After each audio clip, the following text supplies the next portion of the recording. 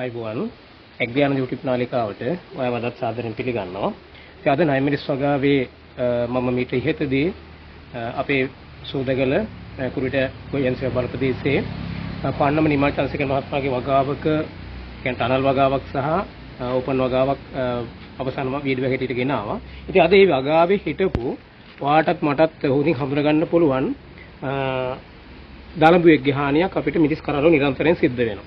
ඉතින් මේක මෙන්න මේ වගේ ගහක මේ ගෙඩි හැදෙන කාලෙදී මේ දලඹුවා අපිට දැක බලා ගැනීමේ හැකියාව ලැබුණොත් එයාගේ චාර්යාව නැත්නම් හැසිරෙන ආකාරය එයාගේ හානිය පිළිබඳව ඇත්තටම ලොකු හානියක් සිද්ධ කරනවා කියලා අපේ නිමල් මහත්මයාත් කිව්වා. මගේ වගාවේ මට දැනට නිරීක්ෂණය වුණේ නැහැ. නමුත් මගේ වගාව වෙනත් දලඹුවෙක් හිටියා. ඉතින් අපිට මේ මිරිස් වගාව කරද්දී පලිබෝධ හානි පැලමැක්ක කුඩිත්ත මයිටාව සුදු මැස්ස ඒ වගේම අවුලක පොර වගේ සත්තුන්ට අමතරව මේ වගේ හානි සිද්ධ වෙනවා. ඉතින් මෙන්න මේක පිළිබඳව අවධානය යොමු කරන්න තමයි මේ පුංචි වීඩියෝ එක ඔයාලට ගෙන එන්නේ. සමහරවිට ඔයාලට මේක වැදගත් වේවි. මිරිස් වගාව කරන අයට දැන් සාමාන්‍ය අපේ එරත් ඩාර්ක් ග්‍රීන් ප්‍රභේදයේ නායි මිරිස් කරලක් අර ඉදිච්ච කරලක් මාගාව තියෙනවා. ඒක මම පෙන්නන්නම් තා පොඩ්ඩකින්. ඒ නිසා ඒ ඉදෙන්නේ පෙර සාමාන්‍ය කරන මේරීමට ප්‍රථමම මෙන්න මේ වගේ තත්ත්වයක තියෙන කාලෙදී මේ මිරිස් කරල් සපා කන දලබු වර්ගයක් තමයි අපිට හඳුනා ගන්න ලැබියාව ලැබුණේ. මේ බලන්න මෙයා සාමාන්‍යයෙන් රාත්‍රියේදී මෙයා ක්‍රියාත්මක වෙලා ඒ වගේම මොකද දවල් දවසේදී මෙයාගේ විලෝපය කිව්වේ නැත්නම් මෙයාව භක්ෂණය කරන අනිකුත් සතුන්ට කුරුල්ලන්ට වෙන්න පුළුවන් අනික් සතුන්ට වෙන්න පුළුවන්. ඒ අයට මෙයාව අහු වෙන හන්ද යාර සබාදහමෙන් අපිට දීලා තියෙනවා මෙයාගේ ජීවන රටාව ගත කිරීමේදී ආරක්ෂා වීමේ අනුවර්තනයක්. ඉතින් ඒකට යා රාත්‍රී කාලෙත් තමයි මෙයා ක්‍රියාත්මක වන්නේ. මේ බලන්න මේ මිරිස් කරලා දැනටත් කාව දමමින් ඉන්නේ. මේ සාමාන්‍ය සේනා දලඹුවා වගේ නෙමෙයි. ඒ හා සමාන ඉතා ඉක්මනින් මේ කරල් කාදමලා. ඒතර මෙයා වෙලඳපුර අපිට යවන්න බෑ. දැන් යාගේ මේ මල පහත් මේකේ තියෙනවා. ඒතර යවන්න බෑ. දැන් මේ කරලා කාලා තියෙනවා. ඉතින් අපේ නිමල් චන්ද්‍රසේකර මහත්මයා මාත් ඒක පොඩ්ඩින් කතා කරා. මේ බලන්න ගොඩක් ඩැමේජ් එකක් හානියක් කරනවා අපේ මිරිස් වගාවේ අස්වැන්නට. ඒකට මේක දිගින් දිගටම බෝ වෙලා ගියොත් ඔයාගේ වගාවේ අපිට ලොකු හානියකට, ඒ කියන්නේ අස්වනු හානියක් අපිට සිද්ධ වෙනවා. මෙච්චර මහන්සි වෙලා අපි මේ පළදාව නෙලා ගන්නව වගාවේ. දැන් මේ වගාවේ තියෙන වෙනත් අර ප්‍රභේදයක වැරයිටි එක මිරිස් කරා. දැන් මේ වගේ ගහකටත් බෝ වුණොත් අපිට වෙන්නේ මේ ගහේ තියෙන අස්වැන්න අපිට මේ විදිහට නෙලා ගැනීම හැකියාව ලැබෙන්නේ නැහැ. දැන් මේ ගහේ වුණා සාමාන්‍යයෙන් දැන් කරල් මම හිතන්නේ 50කට ආසන්න ප්‍රමාණයක් තියෙනවා. එතකොට දැන් මේ කරල් දැනට මේරිමින් පවතින්නේ. ඒ නිසා දැන් මේවට ඒ හානිය සිද්ධ වුණොත් අපිට ඒ කියන්නේ කරල් නිරා ගැනීම හැකියාව නැහැ. එතකොට යැවීමේ හැකියාව නැහැ. එතකොට දැන් මෙයාගේ හානිය ගැන මම කිව්ව නැවතත් වාර මතක් කරන රාත්‍රී කාලෙදී මෙයා ක්‍රියාත්මක වෙනවා. මේක සලබේක් එයාගේ කීට අවස්ථාව තමයි ගත කරන්නේ. ඊට පස්සේ මෙයා සුමුලි බවටපත් වෙලා එයාගේ සුමුලි බවටපත් වෙනවා. ඒකිලා යනවා. එතකොට මේ සලබයාගේ අපි එයා මර්ධනය කර ගැනීම සහ මේ කීට අවස්ථාව මර්ධනය කර ගැනීම සඳහා තමයි අපිට කරන්න තියෙන්නේ. දැන් මේ බඳුන්ගත පැලේ ගත්තොත් මේ පැලය සහ මේ සාමාන්‍ය යාට හැංගෙන්න පුළුවන් තැන් වල හැංගිලා තමයි මෙයා ජීවත් වෙන්නේ. එතකොට දැන් මෙහෙම ජීවත් වෙනකොට අපිට පේන්නේ නැහැ. බලන්න අනුවර්තනයෙන් පරිසරයට මෙයා සාමාන්‍ය වෙනස් සතෙකුට පේන්නේ නැහැ. එතකොට අපිට පේන්නේ නැහැ අපි හොඳ නිරීක්ෂණය කරගත්තේ නැත්නම්. එතකොට මේ සතා අපි මේ එක්කෙනෙක් විතරයි මෙයා ඉතා ඉක්මනින් බෝ වෙනවා කියලා අපේ නිමල් මහත්මයාත් කිව්වා. හරිද? එතකොට මෙයා මර්ධනය කර ගැනීමේ පිළිවෙල සහ මෙයා හඳුනාගෙන අපි කොහොමද මේකට උත්තරයක් හොයන්නේ කියලා අපි තව පොඩ්ඩකින් නිමල් මහත්මයාත් එක්කම කතා කරමු. ඊළඟට තවත් තිබුණා තවත් තිබුණා අපිට මෙන්න මේ වගේ මගේ මේ ගහෙන් නෙලාගත්තු කරලා මේකෙත් තියෙනවා. හරිද? මේක ඉන්නේ වෙනත් දලඹුවේ. තමයි වෙනත් දලඹු විශේෂයක් බාන්නේ. දැන් අපිට දැන් මේ හානි කර සත්තු දැන් ඒයත් මේක කාදමමින් ඉන්නේ. මෙයාට පණ තියෙන හොඳට මේ බලන්න මේ. එතකොට මෙයත් අපිට හානි කරන දලඹුවෙක්. ඉතින් ඔයාලට මේ වීඩියෝ එක ඉතාල වැදගත් වේවි.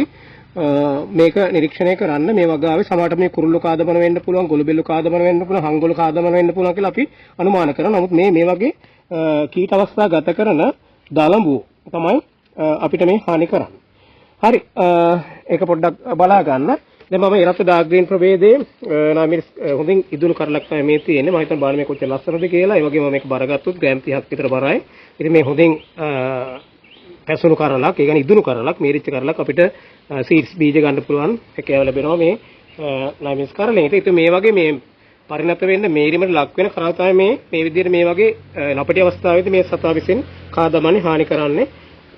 ඒක තමයි දැන් ඔයාලට මේ පේනවා. දැන් මෙයාලා මේ ජීවත් වෙලා ඉන්න බොහොම ජීවමාන සත්තු. ඒ නිසා මේක පොඩ්ඩක් නිරීක්ෂණය කරන්න. ඉතින් මෙයාලව විනාශ කිරීම තමයි අපිට මෙයාලගේ හනක උපාංග. කියන්නේ මේ උපාංග හරි ශක්තිමත්. එතකොට මෙයාලා අර ඉක්මනට මේ කාදමීම කරනවා මේ නයිමිස් කරා. දැන් මේ ඔක්කොම මේ අපි කඩාලපුවා නෙමෙයි. මේ ඔක්කොම මේ සතා විසින් එක ගහක කාදමු මේ පින් කරා තමයි මම පෙන්නන්නේ. හරි.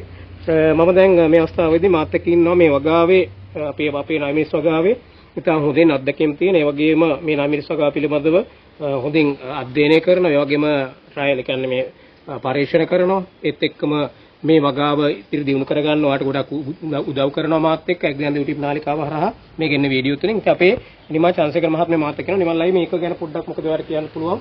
මට කෙටියෙන් කියන්නකෝ මේ සතාගේ හානි නිසා ඔයා දැක්ක දේවල්.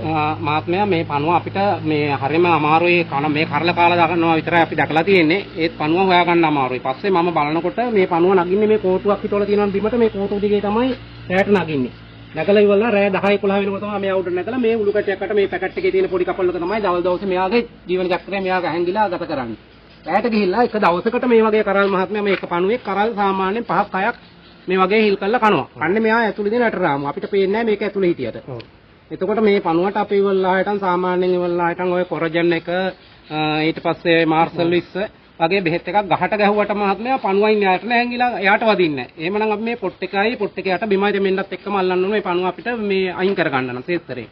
ඔව් දැන් අපි දැන් මේ සාමාන්‍යයෙන් මේරිච්ච නැති කරල් තියෙන වගාවට තමයි පරිභෝගික පාවිච්චි කරන්නට ඕනේ. ඒකට මෙයා පාවිච්චි වෙනකොට සමහරට මේ සතාගේ පුංචි අවස්ථාව විනාශ කරගන්න පුළුවන් පරිභෝගනාශක නිවැරදි විදිහට පාවිච්චි කරලා පෙර අස්වනු කාලයේ තියලා. කියන්නේ අපි දින 14කට පස්සේ නැත්නම් පරිභෝගනාශක වල පෙර අස්වනු කාලයක් තියෙනවා. පරිභෝගනාශක පාවිච්චි කරලා අපිට අස්වන එලා ගැනීමේ කාලකේ කාලවකවාන පිළ අවධානය යොමු කරලා මොකද අපිට මේක මේ ඩැමේජ් එකේ මේ හානිය අපි වළක්වා ගන්නට ඕනේ. මේ සතා මර්ධනය කර ගන්නට ඕනේ. ඒ නිසා අපිට දැන් නිමල් මහත්මයා කිව්වා වගේ සාමාන්‍ය මෙවැනි සත්තුන්ගේ හානියට මර්ධනයට අපිට ගන්න පුළුවන් කොරජන් කියන විනාශකය පාවිච්චි කරන්න පුළුවන් පරිබුද්ධනාශකය.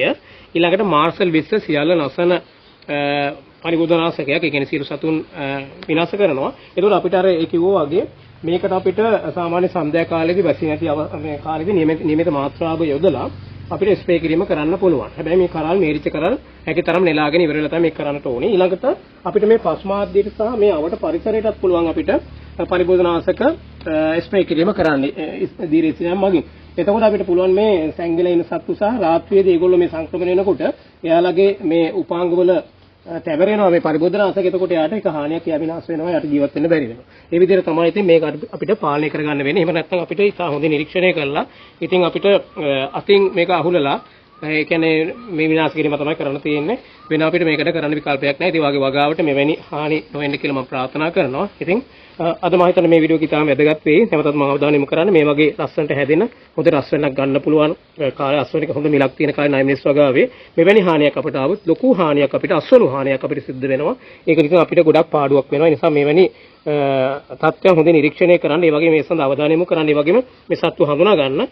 එතකොට හඳුනාගෙන ඉවර වෙලා මේක පුළුවන් තරම් පාලනය කර ගැනීමට උත්සාහ කරන්න කියලා ඉල්ලීමක් කරමින් ඉතින් මගේ එක්දාන YouTube නාලිකාවට ඔබ නවකෙක් නම් මගේ එක්දාන YouTube නාලිකාව subscribe කරන්න කියලා ආදරෙන් ඉල්ලීමක් කරමින් නැවතත් මෙවැනි වැදගත් වීඩියෝ එකකින් හමු වෙන තෙක් අදට සමුගන්නම්. සුවදායක දවසක් වලට ප්‍රාර්ථනා කරමින් ස්තුතියි.